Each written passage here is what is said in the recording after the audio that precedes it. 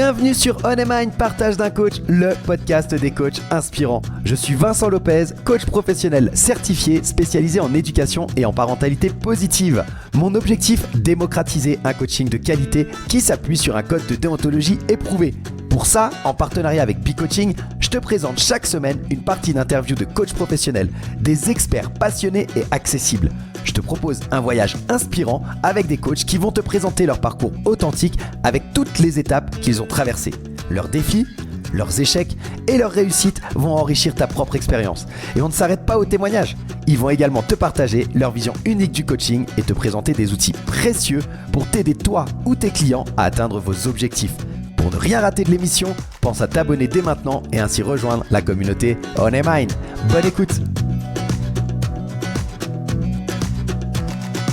Salut à toutes et à tous, bienvenue dans l'épisode 7 de On Mind, partage de coach, le podcast des coachs inspirants. On se retrouve pour la 4e et dernière partie de l'interview de Abdelhamid Niati qui nous suit déjà depuis 3 épisodes et je te les mets en description si tu ne les as pas encore écoutés.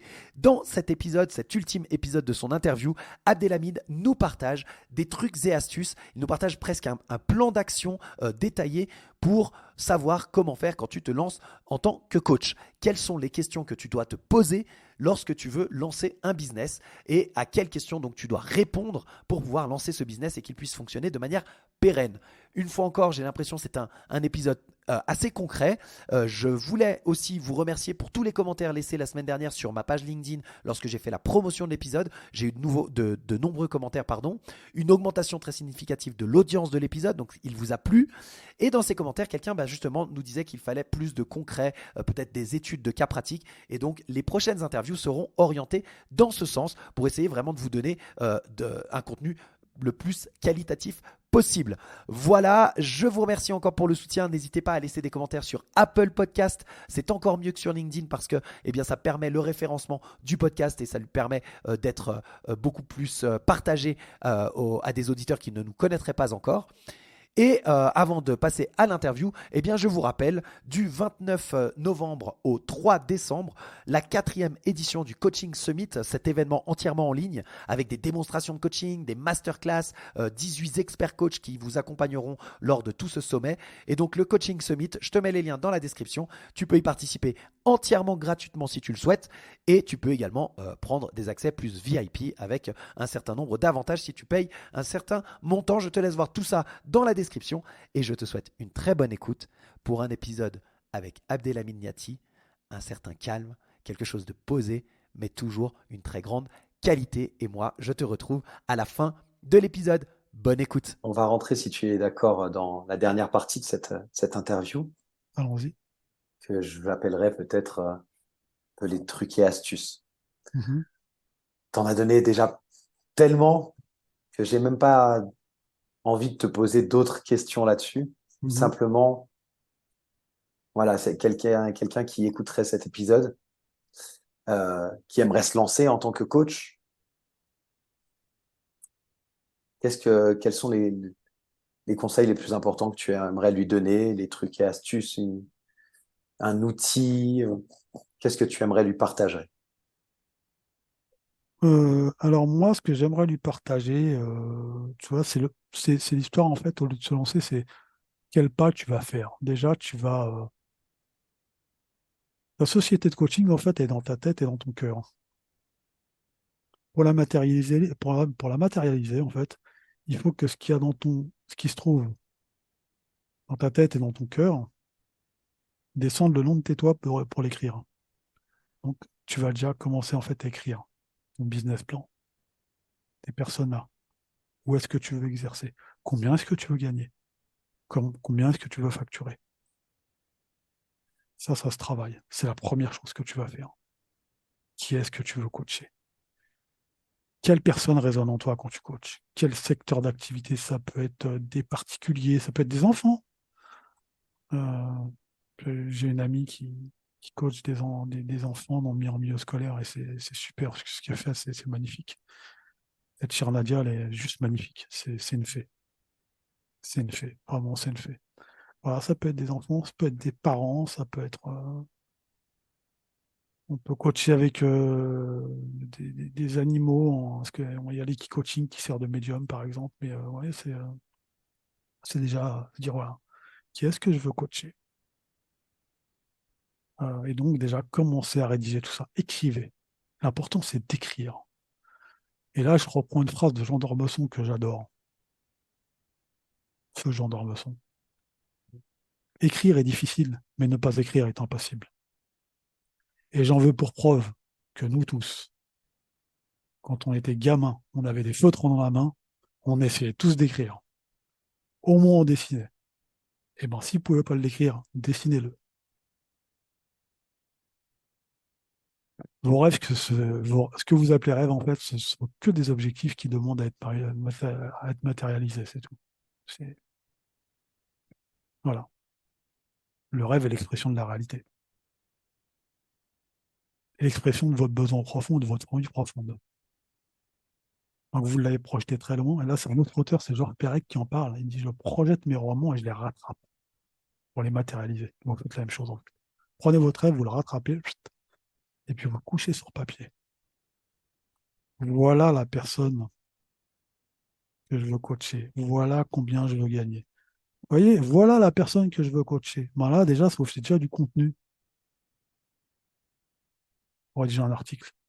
Voilà pourquoi voilà pourquoi j'ai commencé à coacher.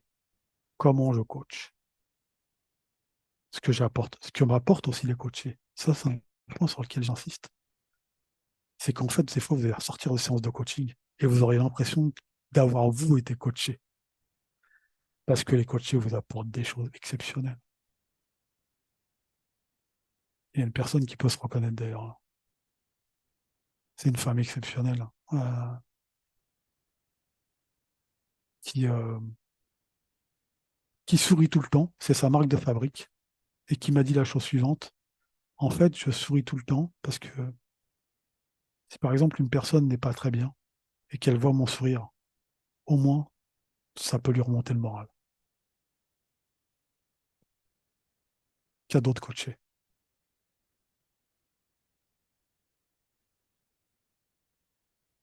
Voilà les petits trucs. C'est déjà commencer à créer vraiment votre société, votre business. N'ayez pas peur de le faire surtout.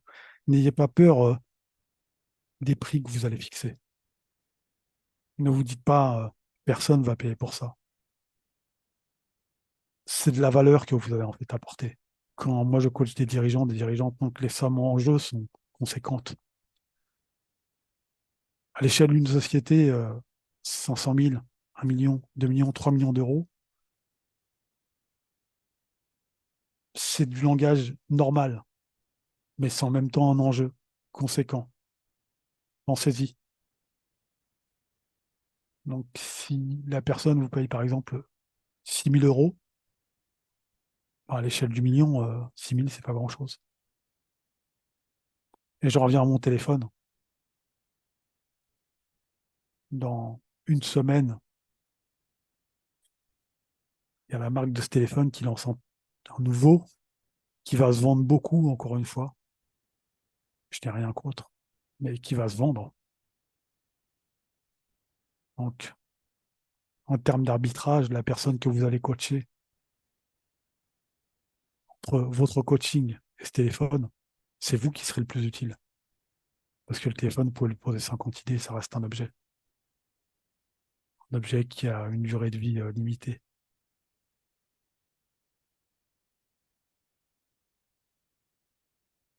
Donc, est-ce que votre coaching vaut le prix du téléphone? Bien entendu.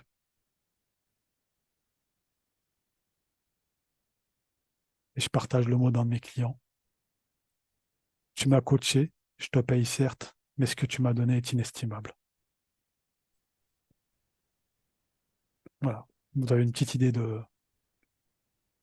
la croyance limitante de personne ne va payer pour J'aime bien observer le donner. monde. Pardon, excuse-moi, vas-y. Observer le monde. Observer le monde tel qu'il est en fait. On achète des NFT, des images qui n'existent pas, qui sont dématérialisées pour 1 million d'euros. Et bien là, on va vous payer. parce que vous êtes en capacité d'écouter, en capacité d'accompagner, que vous croyez fermement que la personne euh, sortira de la grandie, sera en croissance. Tout ça, c'est inestimable en fait. On lui met un prix, mais c'est inestimable. Et c'est peut-être pour ça que vous n'arrivez pas à mettre de prix, parce que c'est inestimable. Mais qu'à un moment de votre vie, bah, vous devez bien l'estimer. Tout comme un médecin doit bien estimer euh, les soins qu'il donne.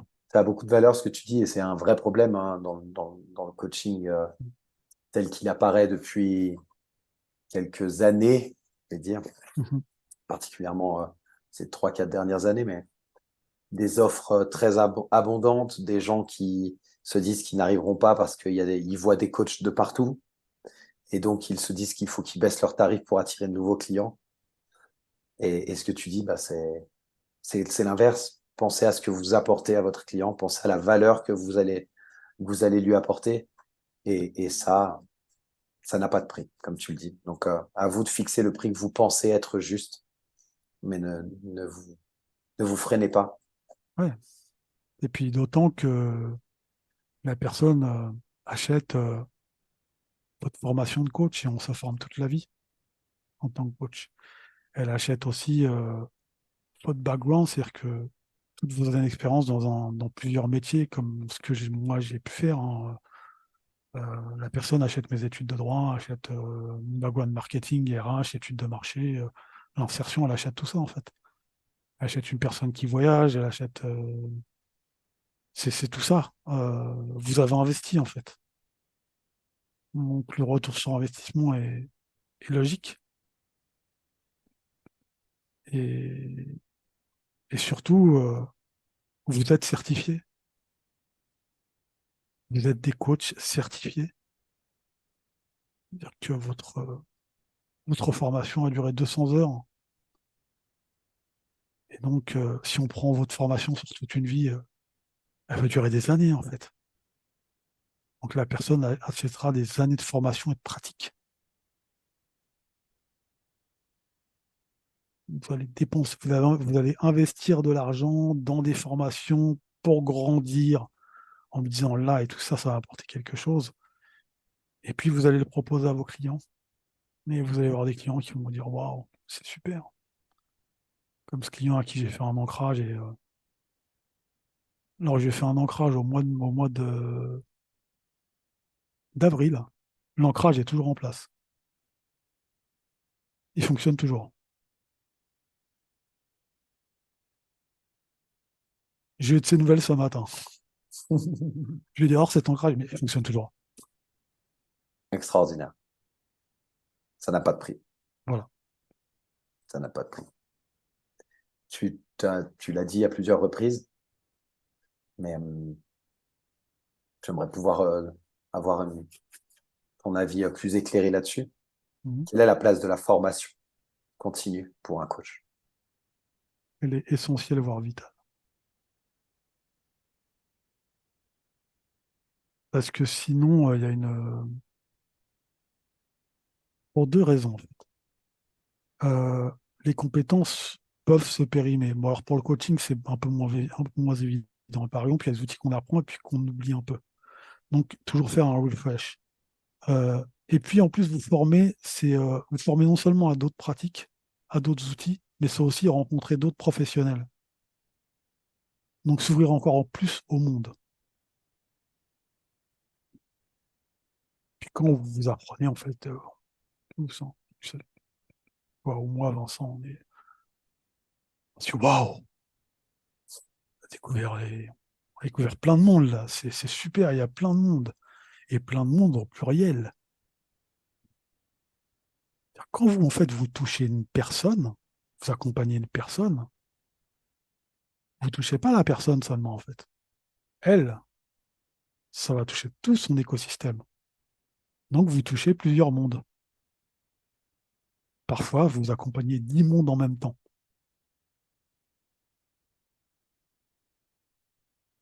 Visualisez 10 mondes. C'est ce qu'un coach fait, en fait. Il ou elle accompagne 10 mondes.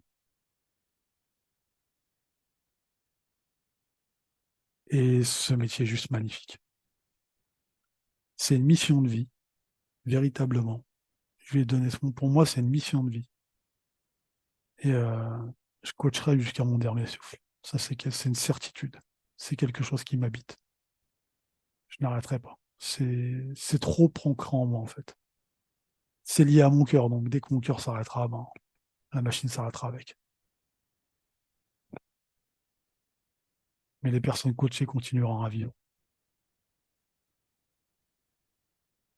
Et pour ces personnes, je leur souhaite ce qu'il y a de mieux pour elles. Magnifique. Merci beaucoup. Oui, Abdelhamid, on arrive sur la fin de cette interview. très bien, Vincent. Je te remercie infiniment et je te laisserai le mot de la fin. Comment souhaiterais-tu terminer cette interview? Est-ce qu'il y a des choses que tu souhaiterais ajouter, partager? C'est ton moment et on terminera là-dessus. Ben, un grand merci à toi, Vincent, pour cette interview. C'est un bon moment de partage que tu m'as offert là. Enfin, c'est peut-être un coaching, on ne sait pas encore. On peut user peut-être trouver un néologisme, coach interview, quelque chose qui irait parfaitement avec ça. Euh, Vous savez, on calomnie beaucoup le coaching, mais ça, c'est fait aussi pour la psychothérapie. Ouais, c'est fait pareil, hein. C'est pris les mêmes choses. C'est du charlatanisme, etc., etc. Et en fait, tous les grands CEO de la Silicon Valley que vous connaissez, c'est tous des coachs. Donc, pourquoi est-ce que vous refuserez vos services alors que les grands pontes de la Silicon Valley qui aujourd'hui font l'économie d'aujourd'hui, une partie de l'économie d'aujourd'hui dans le monde, ont des coachs et se sont fait coacher. Réfléchissez à ça. Euh, Connectez-vous avec des coachs de renom, avec des sommités du coaching. Je vais prendre Robert Dilts, par exemple, qui accepte très vite sur LinkedIn. Voilà. Vous pouvez aller sur Alain Cardon, sur Diane Labib, si elle le permet, qui est la directrice d'ICF Monde, que j'apprécie énormément. C'est une personne exceptionnelle. Et toutes les personnes de BI Coaching. Et je n'oublie pas mon frère Michael Faro, parce qu'on s'est bien trouvé. Vincent, toi, Alexandre,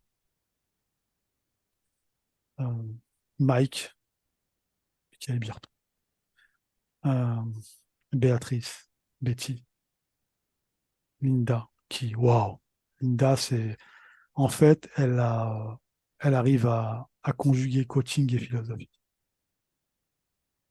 Et voilà, c'est toutes les personnes que vous rencontrerez dans BI Coaching et en dehors d'ailleurs, qui vont vous faire scintiller. Et là, je crois que si on pouvait voir les âmes allumées,